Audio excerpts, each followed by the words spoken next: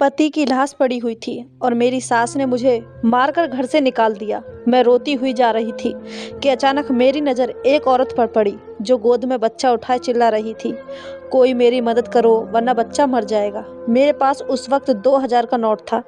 मैंने उसे दे दिया और वो खुशी से मुझे दुआएं देती हुई बोली, बेटी तू वापस अपने घर चली जा, तुझे ऐसी खुशी मिलेगी जो आज तक किसी औरत को ना मिली होगी।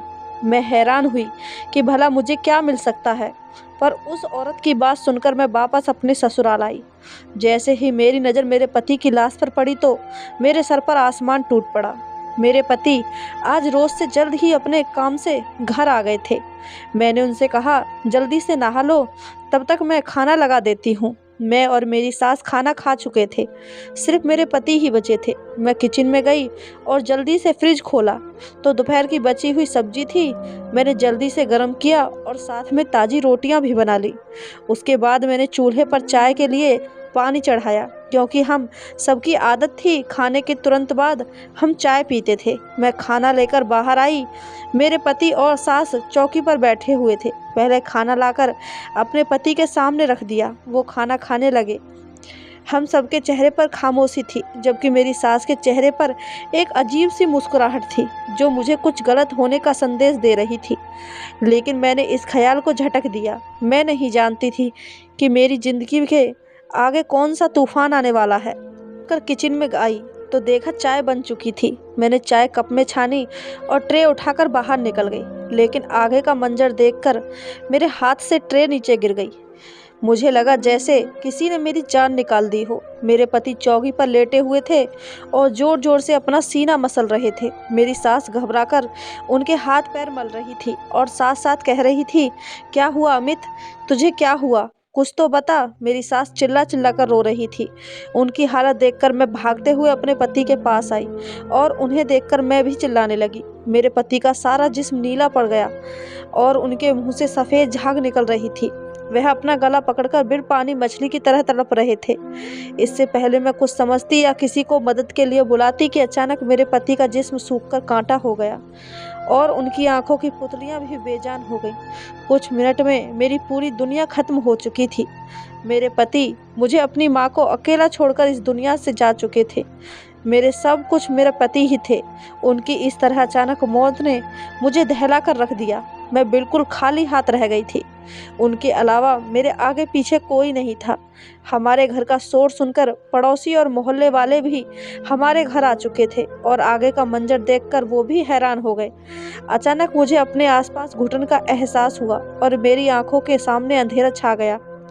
अपने आसपास की सभी चीज़ों को चकराते हुए महसूस कर रही थी। मैंने दीवार का सहारा लेने की कोशिश की, लेकिन मैं अपना सुध बुध खो बैठी थी और अगले ही पल में अपने शरीर के सारे वजन के साथ ज़मीन पर गिर गई। मुझे होश आया तो मैंने खुद को अपने कमरे में पाया। मेरा सर अभी भी भारी था। मैंने इधर उधर देखा तो अगले ही पल में मेरे पति का बेजान वजूद मेरे नज़रों के सामने आया। मैं जल्दी से उठकर बाहर आई। सुबह हो चुकी थी। मैं पूरी रात बेहोश थी। मैंने देखा मेरे पति की लाश घर के बाहर पड़ी थी और मेरी सास उनकी चारपाई से लगकर बैठी थी। उनकी आंखों को देखकर लगा जैसे वह पूरी रात सोई ना हो। जवान बेटे का गम जो था, एक माँ करती भी तो क्या। मैं जैसे ही अपने पति की लाश के पास पहुंची तो मोहल्ले की सारी औरतें मुझे देखकर एक दूसरे के कहने लगी, देख लो, हो गई महारानी की सुबह, कैसी बेशर्म औरत है। पति की लाश पड़ी है और ये अपनी नींद पूरी कर रही है। अरे बेशर्म, कुछ तो शर्म करती। तेरी बूढ़ी सास कल शाम से ही चारपाई से लगकर बैठी है। पानी का एक घूंट भी इन्होंने नहीं पिया। फिर भी इन्हें तेरा ही ख्याल रहा कि तुझे उठाया न जाए, कहीं तेरी तबीयत खराब हो जाए। इस हाल में भी इन्हें तेरा ही ख्याल रहा। एक तू है जो पहले अपने पति को जान से मार डाली और फिर बेशर्मी से इस घर में रहकर अपनी नींद भी पूरी कर रही है। अरे तुझे तो शर्म से डूबकर मर जाना चाहिए। ऐसे गुरूर से हमारे सामने खड़ी है। मैं हैरानगी से उनकी बातें सुन रही थी। वह कितनी सफाई से सारा इल्ज़ाम मुझ पर डाल रही थी। मैं इसी सोच में थी। फिर मैं अपने पति के पास जाने लगी। चारपाई तक पहुंची ही थी कि मुझे लगा जैसे मेरे बाल कोई खींच रहा हो। मैंने जैसे ही मुड़कर पीछे की तरफ देखा तो मेरी सास मेरे बाल मुट्ठी में पकड़कर खींच रही थी। उन्होंने मुझे किसी अछूत की तरह खुद से दूर फेंका। मैं जाकर दरवाजे के पास गिरी। अपने आप को किसी तरह संभालते हुए मैं फिर से चारपाई के पास जाने लगी। तभी मेरी सास मेरी तरफ आई और उन्होंने एक जोरदार थप्पड़ मेरे मुंह पर मारा।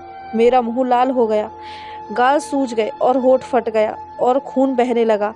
अभी ठीक से संभल नहीं पाई थी कि उनकी बातों ने मेरे पैरों तले ज़मीन खींच ली। वो कह रही थी कि मेरी नज़रों के सामने से दूर हो जाओ। तुम मेरे बेटे की कातिल हो, तुमने मेरे बेटे को मार दिया, उसकी जान ले ली।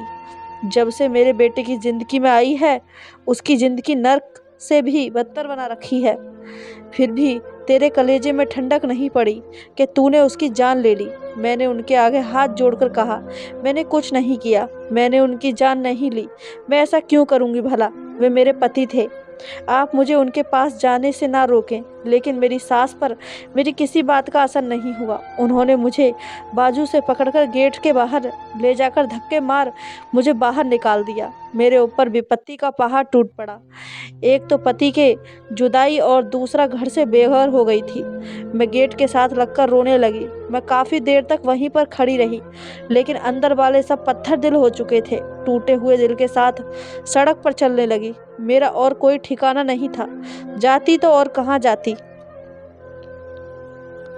अचानक मुझे एक औरत की आवाज़ सुनाई दी। वो कह रही थी, भगवान के नाम पर कोई मेरी मदद करो।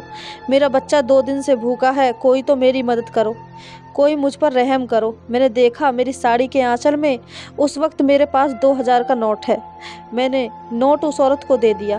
उस औरत की गोद में एक छोटा बच्चा था। वो रो रहा था, शायद उसको भूख लगी हुई थी। उस औरत ने मेरी तरफ देखा और कहने लगी, बेटी कहाँ जा रही हो और क्यों रो रही हो? क्या तुम भी मेरी तरह दुखी हो? मैंने उसकी बात सुनते ही घबराकर इधर उधर देखने लगी तो मैंने अपने घर से बहुत दूर निकल आई थी। उस औरत ने कहा, भगवान तुम्हारा भला करे, तेरी सारी मुश्किलें आसान हो, तू सदा सुखी रहे। ऐसे सड़क पर ना चल, अपने घर चली जाओ। मैंने कहा, मेरा कोई घर नहीं है, मैं बेसहारा हूँ। उसने कहा, तू बेसहारा नहीं है, जा तू अपने घर चली जा। तेरा घर तेरी राह देख रहा है, तेरे पास तो सब कुछ है, फिर क्यों सड़क की खाक छान रही है? तू तो मलिका है, जा अपना घर संभाल, अपने घर जा।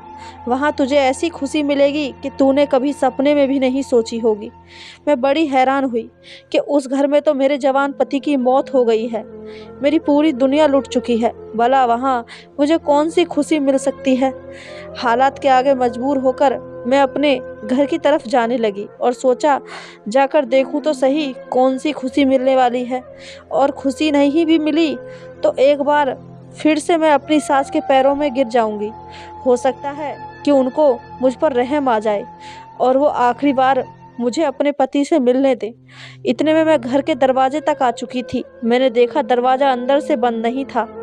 मैंने धड़कते दिल के साथ घर का दरवाज़ा खोला। दरवाज़ा खुलते ही सामने का मंजर देख मैं हैरत में दंग रह गई। मेरा पूरा शरीर कँपाने लगा। मेरा नाम रिया है, मैं एक छोटे से शहर में रहती हूँ।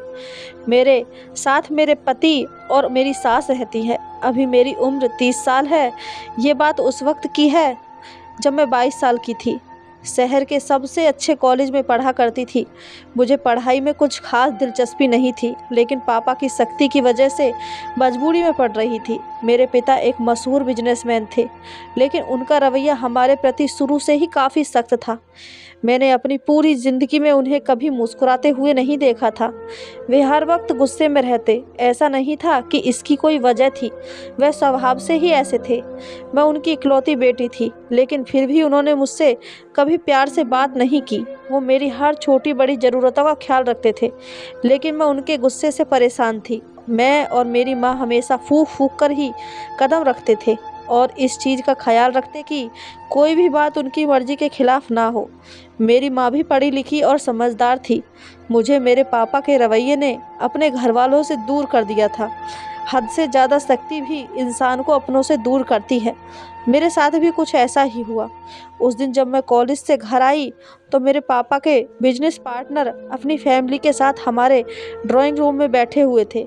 मेरे पापा के बिजनेस पार्टनर अक्सर हमारे घर आ जाया करते थे। मैंने खाना खाया और सो गई। शाम को सोकर उठी तो माँ ने बताया कि तुम्हारे पापा ने तुम्हारी शादी अपने बिजनेस पार्टनर के बेटे अशोक के साथ तय कर दी है और अगले कुछ दिनों में तुम्हारी सगाई होने वाली है और उसके बाद शादी। उनकी बातें सुनकर मुझे ऐसा लगा कि किसी ने मेरे तन बदन में आग लगा दी हो। मैंने माँ से इसका विरोध किया तो माँ ने कहा, खबरदार जो उल्टी सीधी कोई हरकत की। अपने बाप के गुस्से से वाकिफ हो ना तुम, इसलिए कोई भी हंगामा करके अपने और मेरे लिए कोई मुश्किल ना बढ़ाना। मैं गुस्से से अपने कमरे में चली आई और अपना फ़ोन लेकर तुरंत अमित को फ़ोन मिलाया। रोकर उसे कहने लगी, पापा मेरी शादी ज़बरदस्ती अपने बिजनेस पार्टनर के बेटे से करवाना चाहते हैं। तुम जल्दी कुछ करो क्योंकि मैं तुम्हारे अलावा किसी और से शादी नहीं कर सकती। अमित ने कहा, तुम फिक्र मत करो, मैं जल्दी ही कुछ करता हूँ। मैं बहुत परेशान थी। दरअसल मैं अपने क्लासमेट अमित से प्यार करती थी। अमित दिखने में ठीक ठाक था। उसका ताल्लुक एक मिडिल क्लास घराने से था, लेकिन मैं उसके लिए कुछ भी कर सकती थी क्योंकि वह बहुत अच्छा था। उसके घर पर सिर्फ उसकी माँ और वो रहते थे। उसके पिता बहुत पहले ही गुजर चुके थे। अमित के पिता का एक छोटा सा कारोबार था जिसको अमित ही संभालता था, लेकिन मुझे इस बात से कोई ऐतराज़ नहीं था क्योंकि मैंने कभी भी अपने पैसे पर घमंड नहीं किया कि मैं बड़े बाप की बेटी हूँ। दिन ऐसे ही गुजरते गए और मेरी सगाई अशोक से हो गई, लेकिन मैं शादी से खुश नहीं थी। धीरे धीरे करके मेरी शादी का दिन भी आ गया। मेरी शादी के 1 हफ्ते पहले अमित और उसकी माँ मेरे लिए रिश्ता लेकर आए थे। ये सब देखकर मेरे पिता ने उन्हें बेइज्जत करके घर से निकाल दिया और मुझसे मेरा मोबाइल भी ले लिया। मैं बहुत ज़्यादा उलझन में थी कि अब मैं क्या करूं। जिस दिन मेरी शादी थी उस दिन लगभग दोपहर 2 बजे मुझे तैयार होने पार्लर जाना था।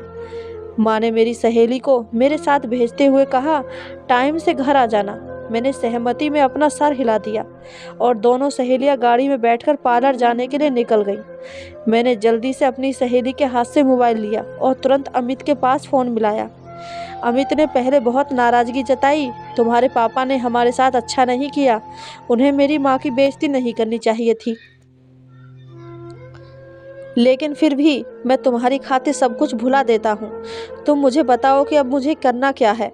मैंने अमित से कहा, अब हमारे पास एक ही रास्ता है कि हम दोनों भागकर शादी कर लें। मैं पार्लर में हूँ, तुम जल्दी आओ और मुझे ले जाओ। हम आज ही शादी कर लेते हैं। अमित ने कहा कि ये सब ठीक होगा। मैंने कहा, हाँ सब कुछ ठीक ही होगा। मैं उनकी इकलौती बेटी हूँ। धीरे धीरे करके वह सब कुछ भुलाकर मुझे अपना लेंगे। अमित ने कहा, अच्छा ठीक है, मैं तुम्हारे पार्लर के आसपास ही खड़ा रहूँगा, तुम मुझे फ़ोन कर देना। पार्लर के बाहर पहुंचते ही मैंने ड्राइवर को बहाना करके घर भेज दिया। उसे कहा, मेरे लहंगे का मैचिंग दुपट्टा घर पर ही छूट गया है, आप मुझे वह लाकर दे दीजिए, तब तक मैं तैयार होती हूँ। ड्राइवर के जाने के बाद मैंने तुरंत अमित को फ़ोन मिलाया और उसे आने को कहा। वह अगले ही पल मेरे पास आ गया। मैंने अपने दोस्त को सब कुछ समझा दिया था और उसके बाद मैं अमित के साथ चली गई। हम दोनों ने मंदिर में जाकर शादी कर ली और उसके बाद अमित की दुल्हन बन गई, उसके घर आ गई। मैं ये नहीं जानती थी कि मैंने ये कदम उठाकर कितनी बड़ी गलती की है।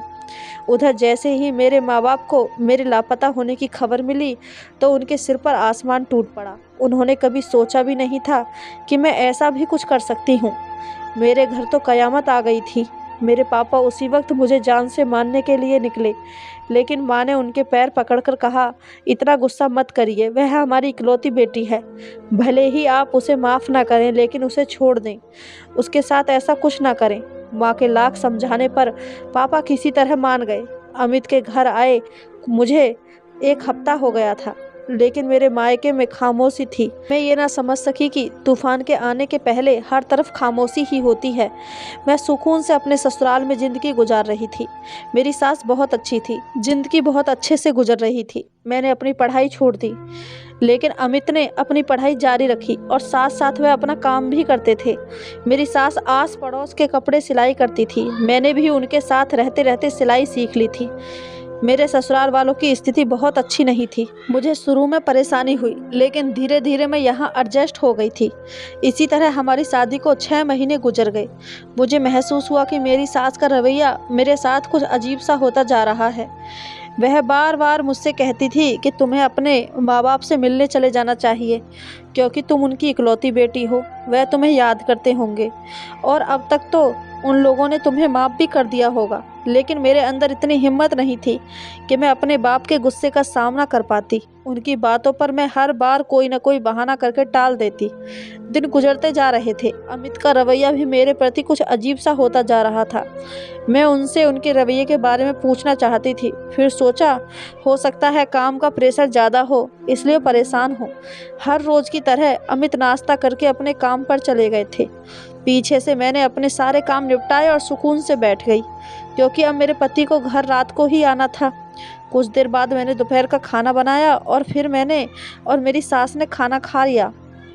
खाना खाने के बाद मैं अपने कमरे में जाकर आराम करने लगी। तभी मेरे कानों में मेरे पति की मोटरसाइकिल की आवाज़ सुनाई दी। मुझे बड़ी हैरत हुई कि वो आज इतनी जल्दी कैसे आ गए। मैंने जाकर देखा तो मेरी सास बाहर आकर बैठी। उन्होंने अमित से घर जल्दी आने की वजह पूछी तो अमित ने कहा आज कॉलेज की भी छुट्टी थी और दफ्तर में भी कुछ खास काम नहीं था, इसलिए जल्दी आ गया। मैंने अपने पति को खाना निकाल कर दिया और उसके बाद किचन में चाय लेने गई। वापस आई तो देखा मेरे पति अमित मर चुके थे। मैं ये मंजर न देख सकी और बेहोश हो गई। जब मुझे होश आया तो सुबह हो चुकी थी। मैं अपने मरे हुए पति के पास जाना चाहती थी तो मेरी सास ने मुझे ये कहकर उनके पास न जाने दिया कि तुम कातिल हो, और यही कहकर उन्होंने मुझे घर से बाहर निकाल दिया। मैं रोते हुए सड़क पर चलती जा रही थी, तभी मेरे कानों में एक औरत की आवाज़ आई। उसे मदद की ज़रूरत थी। मैंने उसकी मदद की तो उसने मुझे दुआएं देते हुए घर जाने को कहा और साथ में ये भी कहा कि घर जाने के बाद कुछ तुझे ऐसी खुशी मिलेगी जो आज तक किसी औरत को नहीं मिली होगी। उसकी बातें सुनकर मजबूरन मैं घर पहुंची। जैसे ही दरवाज़ा खोला तो सामने का मंजर देख मेरे होश उड़ गए। दरवाज़ा खोलते ही मेरे ऊपर फूलों की बारिश होने लगी। गुलाब की ताज़ा पत्तियां मेरे ऊपर गिरती जा रही थीं। मैंने नज़र उठाकर देखा तो मेरे पति की लाश गायब थी और साथ ही साथ सारे लोग भी गायब थे। घर को फूलों से सजाया गया था। फूलों से दरवाजे से लेकर अंदर पहुंचने का एक रास्ता बनाया गया। यह सब देखकर मैं बड़ी हैरान हुई कि ये क्या है। ये तो मातम वाला घर था, यहाँ तो मातम होना चाहिए था। तो ये सब क्या है? मेरे पति की लाश कहाँ गई? मेरी सास कहाँ गई? मुझे कुछ समझ में नहीं आ रहा था। मैं उन फूलों की पत्तियों से गुजरते हुए घर के अंदर गई। मेरी सास के कमरे में बातों की आवाज़ आ रही थी। अंदर से आने वाली आवाज़ सुनकर मुझे अपने कानों पर यकीन नहीं हुआ और मुझे उस औरत की बातें सच लगने लगी। उसने सच ही कहा था। मैं बेसहारा नहीं बल्कि भोली और कम अक्ल हूँ। मेरी नाक के नीचे इतनी घिनौनी साजिश रचाई गई, लेकिन मैं बेखबर रही। कैसे प्यार की आड़ में मेरे साथ इतना गंदा खेल खेला गया। मुझे खुद ही कम अक्ल पर गुस्सा आया। मैंने ऐसे शख्स को इतना मौका दे दिया कि वह आकर मेरी ज़िंदगी से खेल गया। मेरी सास मेरे पति से कह रही थी कि तैयारी हो गई है, तुम जाओ और उसे कहीं से भी ढूंढ कर लाओ। मेरे पति ने कहा मैं तो उसकी नज़र में मर चुका हूँ, कैसे आएगी? मेरी सास ने कहा भोली है, तुम उसके सामने कोई भी बहाना कर देना, कह देना कि मैं बेहोश हो गया था तो लोगों ने मुझे मुर्दा समझ लिया था। तो इसमें मैं क्या कर सकता हूँ? कुछ भी करके किसी भी कीमत पर उसे वापस लेकर आओ। तुम जानते हो ना कि जिस मकसद के लिए तुमने उससे शादी की थी, अब जाकर वो पूरा हुआ है। अब उसे ऐसे तो नहीं जाने दे सकते हैं ना। कितना इंतज़ार किया था मैंने इस दिन का। कितनी खुश हुई थी जब तूने मुझे आकर बताया कि तुमने बहुत अमीर लड़की को अपने जाल में फंसा लिया है। लेकिन मुझे क्या पता था कि उसका खड़ूस बाप इतना सख्त होगा। जब तुम दोनों भागे तो मैंने यही सोचा कि वह अपनी इकलौती औलाद को माफ़ कर देगा, लेकिन नहीं, उस बुढ़े ने तो सारा प्लान चौपट कर दिया। और इसको देख लो, लैला कहीं की तुम्हारे से चिपक कर ही बैठ गई। मैंने तो तुम्हारी मौत का ड्रामा इसलिए रचाया था कि उस पर इल्ज़ाम लगाकर उसे घर से निकाल दूंगी, क्योंकि उसके मायके से तो एक फूटी कौड़ी भी नहीं मिलनी थी। हम कब तक उसे मुफ्त में रोटियां खिलाते रहते। इसलिए मैंने जानबूझकर तेरे खाने में बेहोशी की दवा मिलाई, स्प्रे से झाग भी लगा दिया। खून का क्या, जरा सा कट लगा और नाक और मुंह से खून भर गए। मैं हैरत से खड़ी उनकी बातें सुन रही थी। अब और क्या सुनना बाकी था। अगली बात सुनकर तो ये पहले तो बस छोटे मोटे झटके थे। मेरी सास की अगली बात ने मेरे जिस्म से जान निकाल दी। मैं चक्कर खाकर फर्श पर गिर पड़ी। मेरे पति और सास ने कुछ गिरने की आवाज़ सुनकर दरवाजे की तरफ देखा तो उनके चेहरे पर खौफ के साए मंडराने लगे। उन्होंने मुझे उठाकर बिस्तर पर लिटाया और जब मुझे होश आया तो मेरे पति अमित कमरे में बेचैनी से टेल रहा था। मैं तुरंत उठी और कहा, मुझे अपने माँ बाप के घर जाना है। मैं उनकी कोई भी बात सुने बिना बाहर की तरफ बढ़ गई और अपने मम्मी पापा के घर जाने लगी। वहाँ पर पहुँची तो पता चला कि मेरे पापा 1 हफ्ते पहले ही इस दुनिया से चले बसे और अपनी पूरी प्रॉपर्टी मेरे नाम कर गए। मेरी माँ मुझे देखते ही मेरे गले लगकर रोने लगी। यही हाल मेरा भी था। दरअसल अमित ने मुझसे दौलत के लालच में आकर शादी की थी। पहले तो सब ठीक रहा, लेकिन जब उन्हें पता चला कि मेरे पापा गुस्से में मुझे फूटी कौड़ी नहीं देने वाले, तो उनका दिल मेरी तरफ से खट्टा हो गया। दोनों माँ बेटा मुझे निकालने की वजह ढूंढने लगे और जब उन्हें कोई वजह नहीं मिली तो अपने मरने का ड्रामा रचा बैठे और मेरे ऊपर इल्ज़ाम लगाकर मुझे घर से बाहर कर दिया। पर मेरे घर से जाते ही उन्होंने किसी से खबर सुनी कि मेरे पापा मर गए और अपनी पूरी प्रॉपर्टी मेरे नाम कर गए। तो ये खबर सुनते ही मेरा पति उठकर बैठ गया। मोहल्ले वाले कुछ तो डर गए और कुछ ने वजह जानने की कोशिश की तो उन्हें ऐसा महसूस कराया कि उसे तो कुछ याद ही नहीं। सब ने यही समझा कि हमारी ही गलती है। हमने बेहोशी को मौत समझ लिया। एक एक करके सारे लोग वहाँ से चले गए। मेरी सास और मेरे पति प्रॉपर्टी के लालच में अब मुझे वापस लाना चाहते थे ताकि मेरी पूरी प्रॉपर्टी अपने नाम करवा सकें और इसलिए उन्होंने मुझे खुश करने के लिए मेरे स्वागत का पूरा इंतज़ाम किया। लेकिन मैंने भी फैसला कर लिया था कि मैं उन्हें कभी माफ़ नहीं करूँगी। शाम होते ही मेरे पति और मेरी सास मेरे घर आए और मुझसे माफ़ी मांगने लगे, लेकिन मुझ पर उनकी किसी भी बात का कोई असर नहीं हुआ। वे मायूस होकर लौट गए। कुछ दिन बाद मुझे पता चला कि मेरी सास को उनके किए की सज़ा मिल गई और उनके पूरे शरीर में फालिश मार गई। अमित की भी हालत बहुत ख़राब थी। उसकी हालत देखकर मेरा दिल खून के आंसू रो रहा था। चाहे उसने मेरे साथ जो भी किया, लेकिन वो मेरा पति था। लालच इंसान को कहीं का नहीं छोड़ता। मैंने अपनी ज़िंदगी से यही सबक लिया है कि कभी भी अपने माता पिता की मर्ज़ी के खिलाफ़ कोई कदम नहीं उठाना चाहिए। हमारे माता पिता हमारी ज़िंदगी के फ़ैसले हमसे बेहतर ले सकते हैं। आपकी इस कहानी के बारे में क्या राय है, हमें कमेंट करके ज़रूर बताएं। कहानी अच्छी लगी हो तो चैनल को सब्सक्राइब, वीडियो को एक लाइक ज़रूर करें। धन्यवाद दोस्तों।